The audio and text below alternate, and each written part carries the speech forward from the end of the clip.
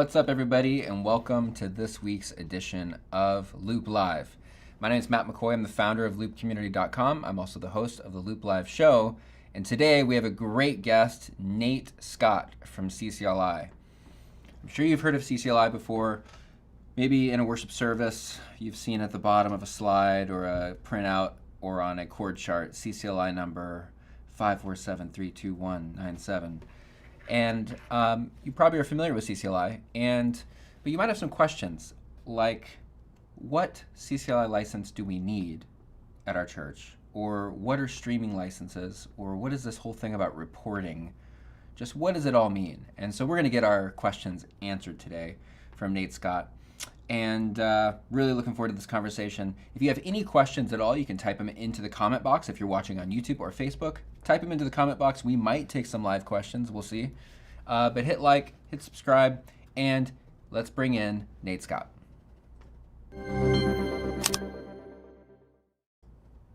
Hello, Nate. Hey, Matt. Good to see you. Thanks for joining us today on the show. Absolutely. So you've been with CCLI for how long? 7 years. All right. So you have some experience here with the CCLI licenses and what churches need to actually pull Finally, this the last off. couple weeks, started to get it figured out. Yeah. It takes a while to It's funny, understand some of this stuff. the title of this show or this title of this segment, How to Legally Lead Worship, which kind of sound like it's almost a scary thing because it's like, oh my gosh, have I been leading worship this whole time illegally?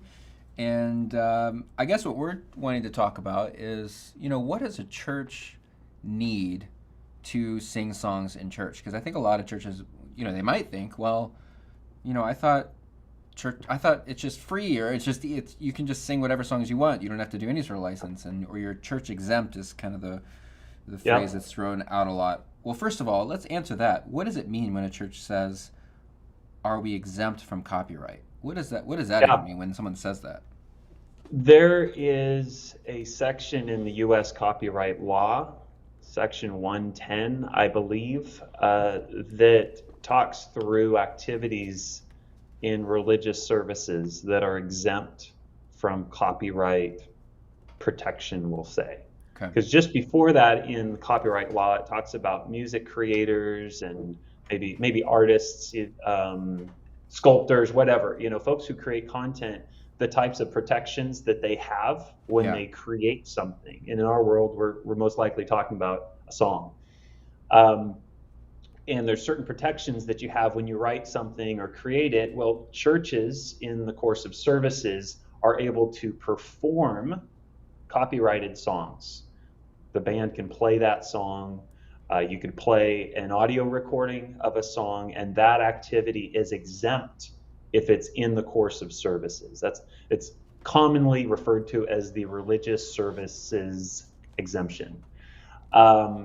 There's another part in there where it talks about displaying a work in course of services. We would immediately think displaying lyrics, but there's a difference between displaying something and making a reproduction or a copy of that thing in order to display. And typically, if we're displaying lyrics, we probably made a copy of those lyrics by typing those lyrics into PowerPoint or Presenter or whatever application we're using to display them. If you do that, if you type them in, or you do the old Control-C and then Control-V from somewhere, that is a reproduction that is not exempt. It's just the activity of displaying the work that is exempt. So churches get stuck on, well, churches, we're completely exempt from copyright because we're a church. Well, if it's in the course of services and all you're doing is singing the song and you're displaying lyrics, but you didn't have to copy them to get them there. Maybe you purchased a transparency that already had the words fixed to it and it was a legal purchase, then you'd be covered. But anyway, that's very interesting. I know I got deep into the details there, but that's just the general idea. It's limited scope that is exempt. Yeah. And there's so much that's happening in church worship services that are outside of those two things that most likely licensing is needed in some form. Okay, fascinating. So let's pretend I'm at a church where we don't project any lyrics, and we don't print out any chord charts, or we don't print out any sort of like lyric sheet. Mm-hmm. Everything's by memory. Do we have to get any licensing for that? Nope. You're Okay. good.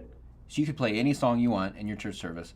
So really the licenses, when we're talking about CCLI licenses, we're talking about covering things like what are some of the activities that in worship services that require licensing? So the first one that comes to mind is making copies. It used to be that you would print out at home church that we did a long time ago, that next thing we know, we were in a city hall. We were printing out transparencies with the old jet printer, whatever, at home. I remember that. And then we would put those lyrics on the projector, overhead projector, and project them in services.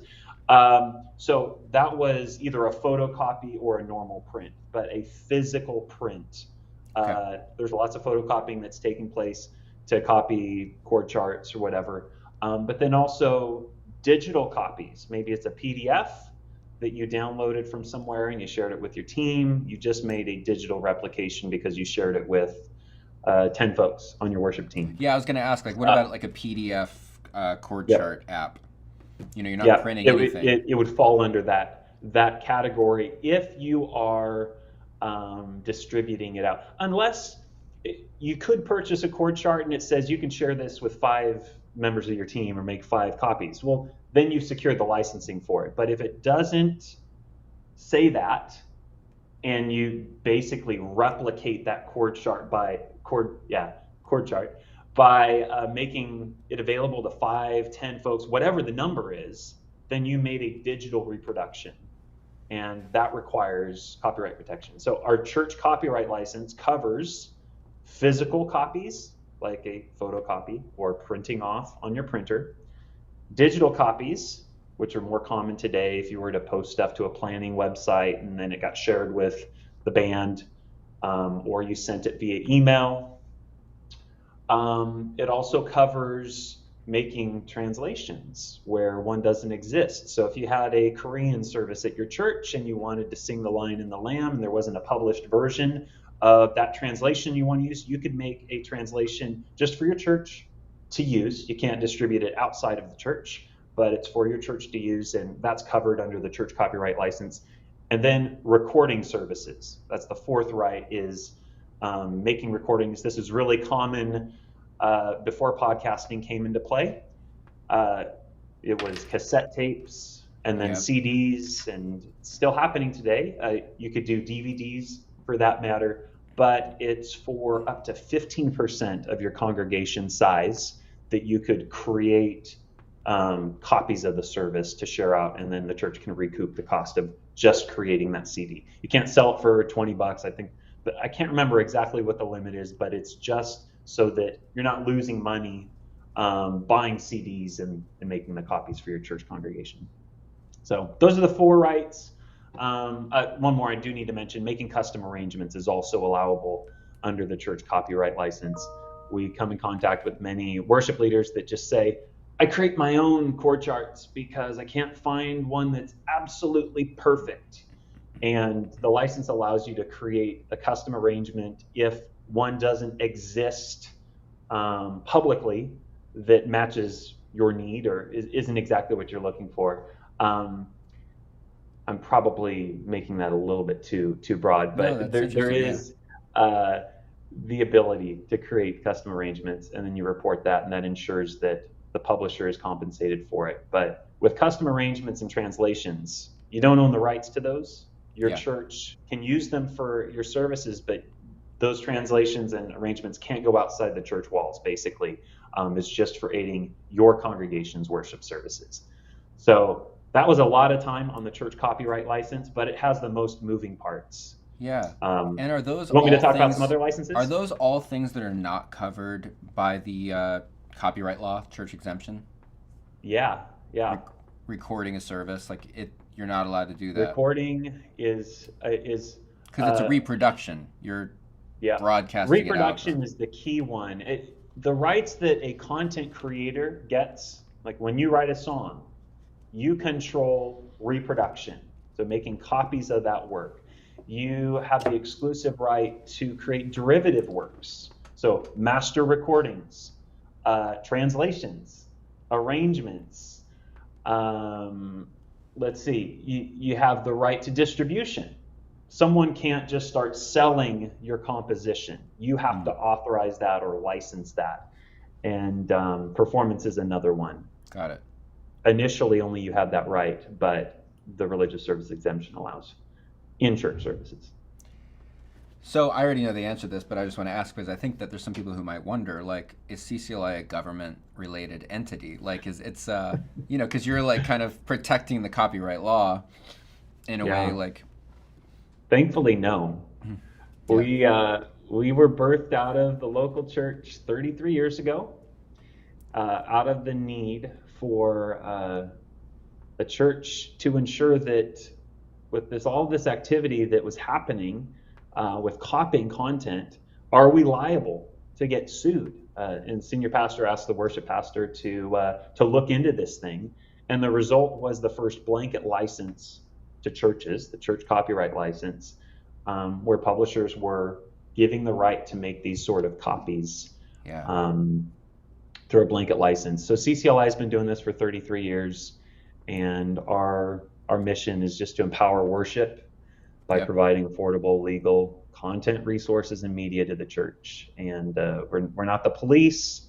We really try not to come across that way. We just want to equip and point towards resources and reduce the complexity and the confusion related to something like this that is very complex. Yeah. Copyright, it's confusing. So we want to help make it easier. What are some of the other licenses you have? So I know there's something with video. Like, is that for like Yep. if a pastor wants to show a video clip?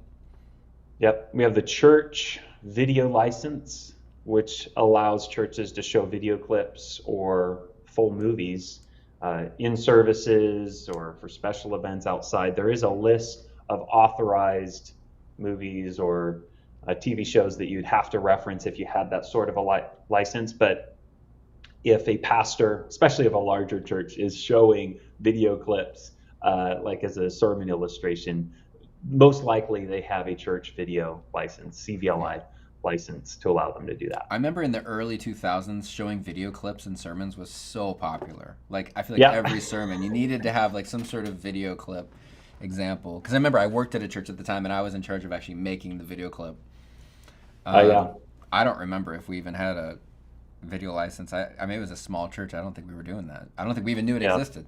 But um, so what other licenses are out The there that you big guys have? one today would be streaming. We've Yeah, had a streaming license for over 10 years, but once COVID hit, so many churches realized we're not going to be able to meet in person. What's this streaming thing? Can we keep services going on?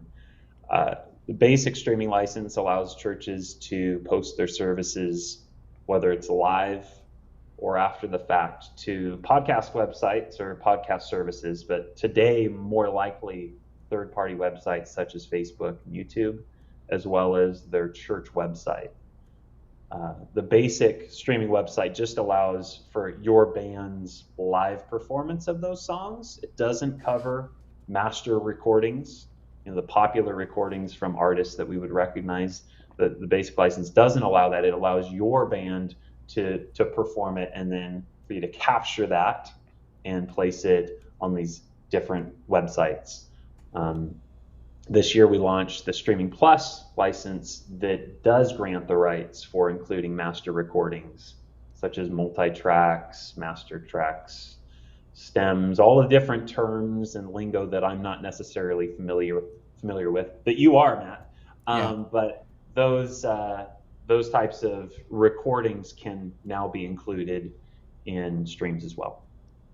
that's awesome. So if a church pivoted and started putting all their services on live streams, now they would Mhm. need to have the what's it called? What's the license called? So the church streaming license Okay, is would be the basic one. But if they're including content that they're sourcing from Loop Community, they would need Streaming Plus.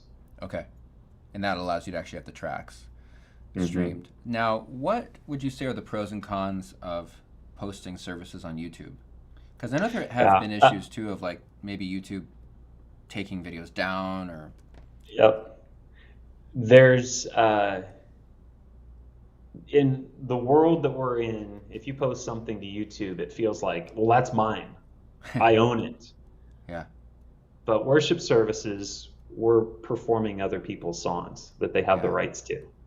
And we might be playing an audio recording that we don't technically own the rights to. You may own the recording if you purchased it, but the rights to stream it, you didn't acquire when you purchased it. So we run into challenges on YouTube and Facebook, but let's just talk about YouTube. When we post videos, whether live or on demand after the fact, Yeah. because they have algorithms that will jump in and identify the underlying composition of the master recording, and then they ensure that the true owner of those underlying works are compensated for that Right. activity. And there are some artists out there or publishers that have not approved of their works being placed on YouTube. And so they have the right to block your video from showing up or muting the audio in that section because they control the rights. They control the rights for distribution and recording of their works. But the streaming and streaming plus licenses do generally allow those rights. It's authorized, but there are cases where a publisher or Mm-hmm. label may mute it. Or more commonly today, churches will claim that they own those works and monetize those videos, and that's a no-no. If you go into the terms of our streaming agreement and streaming plus, it clearly states that license holders are not able to monetize these videos, and further, they're not able to block Yeah. monetization by the label or the publisher. And that was one of the concessions or the Yeah. ways we were able to make this work, because everybody wants to post their services to YouTube. It's easily accessible, it's ubiquitous, but the the key is the publishers, for their works being out there, if there is revenue that's generated, Mm-hmm. um, they're able to capture that. So if I have a church streaming license and I post something on Mm-hmm. YouTube, can the publisher or the record label monetize my video if I'm Yes. okay? Yep. So, but And would there's maybe systems some see behind the that as, scenes. is that like a double dip scenario where they're getting money from the streaming license Some would and they're say, monetizing the video? I mean, there if the church, um, if they report their activity, then theoretically, yeah, the publisher could be double dipping in that case. Um, But it's right, it's their content, it's right? their content, yeah, Yeah.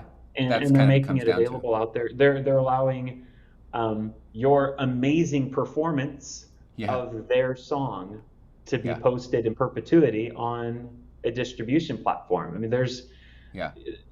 you know Yeah, that makes but sense. you do have the opportunity to post it to your church website where we don't run into these things. And so we encourage churches, if they're running into challenges where their videos are being blocked or muted, and you'll find some of that more commonly on Facebook, because Facebook isn't a music platform today, it at least isn't, so there isn't a mechanism for monetizing. Yeah. um, but on YouTube, yeah, there's just unique Yeah. issues that you'll run into on both. But most churches have figured out how to make it work, Yeah. and here are the do's and don'ts, Yeah. and they're very successful Yeah. at posting their services on a regular basis on YouTube, and their congregants benefit. Everybody benefits. Um, one quick thing just to throw in, I think that the most common issue we run into is once a link or a match has been made between YouTube's system where it identifies, we know what song this is, or we know the master recording, it will send an automated email to it would be the church, to say, we've identified a match. And it says in the text, nothing to worry about, We're just going to nothing to be monetize. concerned with, but now it will be monetized on the publisher or the rights owner's behalf. Yeah. And it gives an option to dispute that Uh-huh. match. And once a church disputes it because they think that they own the copyrighted work, that causes a cascading, set of issues, and Yeah. then the publisher gets Yeah. involved, and so So we just don't encourage click the dispute churches, you're going button. to receive that email, you can ignore it. It's just saying a match Yeah. has been made, no need to do anything. And if they allow that match to be in place and don't dispute it, everything's fine in most cases. Yeah. And their services get posted on YouTube, and everybody wins. Yeah. Don't dispute it if it's not your song. Don't dispute it. So what Nate, I'm sure you've been asked this question before, but how does YouTube or Facebook know if I have a CCLI streaming license? They don't. Um, they they may search in the descriptions of the videos. We've found that a best practice Okay. for churches would be to put your CCLI license number in the description Yeah, that's of good. Facebook video or the YouTube video. There isn't a API on the background in the background Yeah. that is telling YouTube that there's a license in place. But we've found that churches have very favorable results or better results if they just include their CCLI license number or streaming license number in that description. And the streaming license number would be the key thing to include there, because that's tied to the license. Oh man, that's such great information. That's awesome. So if you have, and since this is Loop Community, so if you have the Streaming Plus license, you can stream any multi-track purchased from Loop Community. Is there Yeah. a way to search to make sure that song is covered by the Streaming Plus license?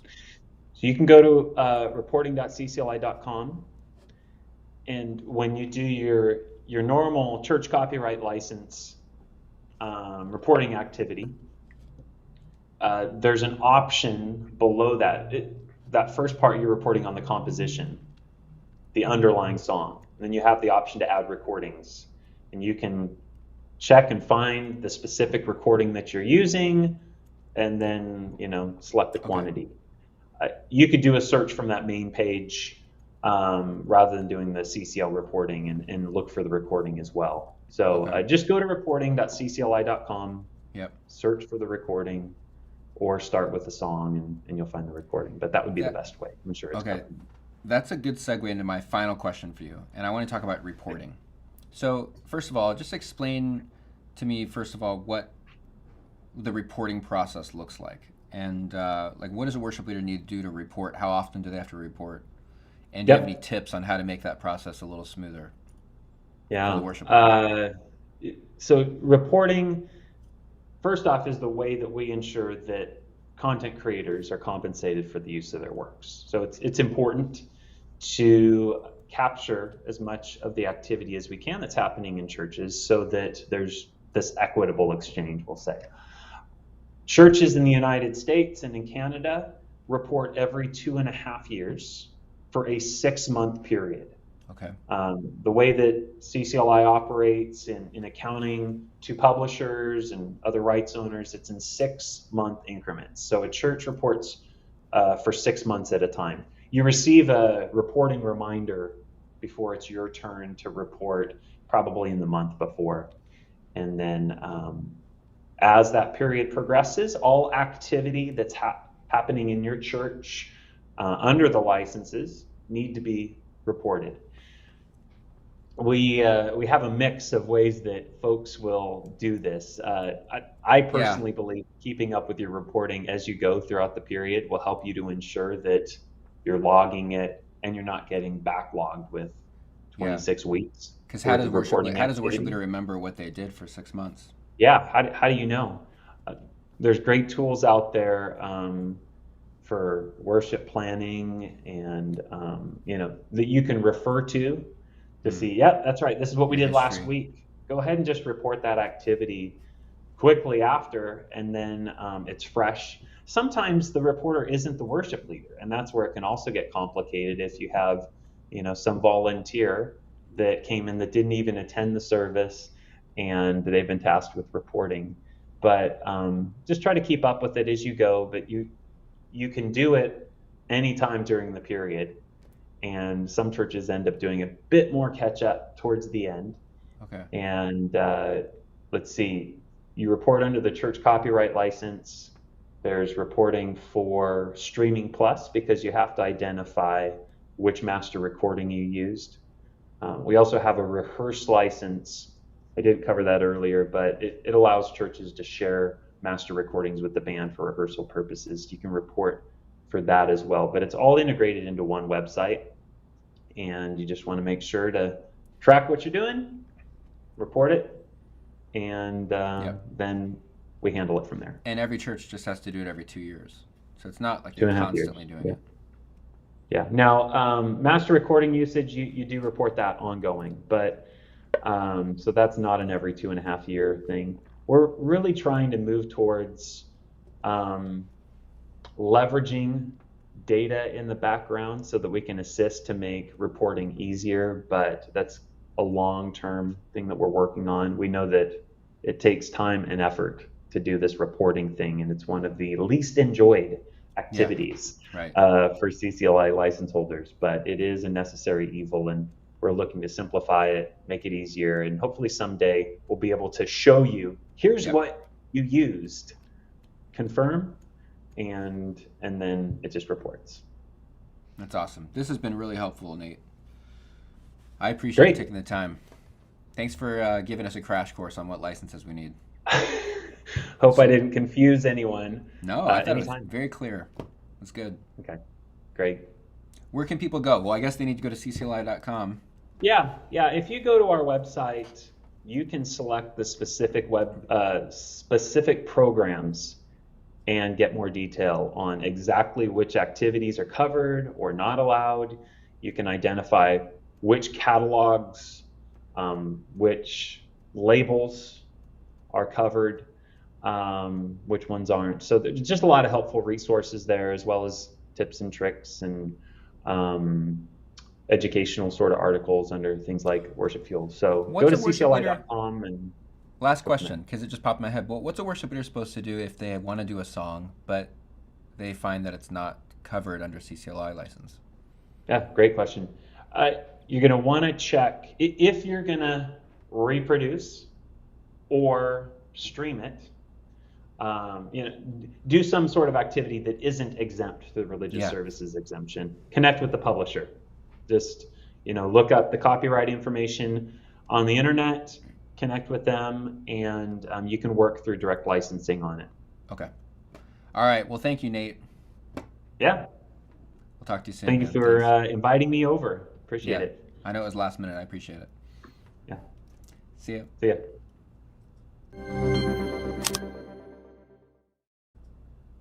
All right. Great conversation with Nate Scott over at CCLI. I know that sometimes this stuff can seem really confusing. It seems very like legal and contracts and agreements, and it can be confusing for worship leaders of like, what do we actually need to do? And I think that conversation actually really kind of summed it up pretty simply. And I know the process over at CCLI is very easy. You just go to ccli.com and you can kind of see, based on the size of your church and the different things you're doing, you can just kind of walk through and find what licenses you need. And then also the big thing is, for years we had people asking us, how do we use your multi-tracks on YouTube and Facebook? And there wasn't really a way without getting, having the videos taken down. It was just kind of a mess. And so now with the CCLI Streaming Plus license, you can now stream all of the tracks that you purchase from Loop Community. So you can actually use those tracks in your worship service and put them on a live stream on YouTube or Facebook. And so that's a huge, huge deal, especially now that so many churches are online with COVID. So make sure that if you are using multi-tracks and tracks you purchase from us, if you are using those and you're streaming your services to YouTube, Facebook, make sure that you have the CCLI Streaming Plus license. You can check that out at ccli.com. It's a very, very simple process. And you just definitely want to make sure you're covered. That's not something you want to, you don't want to put your church in a situation that is not favorable, that's for sure. So anyways, make sure you check that out. And thanks for joining us on this Loop Live show. Thank you to Nate. And if you guys have any questions at all, type them into the comment box below. Also, type into the comment box below what's one thing that you thought was really interesting about this discussion. Anything that you thought really stuck out to you. type it in the comment box below. If you have not already, hit the subscribe button, hit the like button, share this with any worship leaders that you think would be helpful, and we'll see you next time on Loop Live.